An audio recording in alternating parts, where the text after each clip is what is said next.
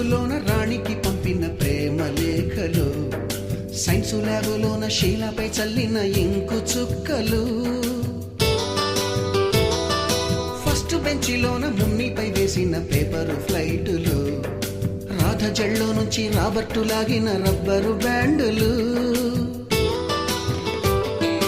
రాజేషు ఇచ్చిన రోజా పువ్వులు, శ్రీవాణి పెట్టిన చెవిలో పువ్వులు, కైలాషు కూసిన కాకి కూతలు, కళ్యాణి పేల్చిన లెంపకాయలు, మరపురాని తిరిగి రాని గురుతులండి.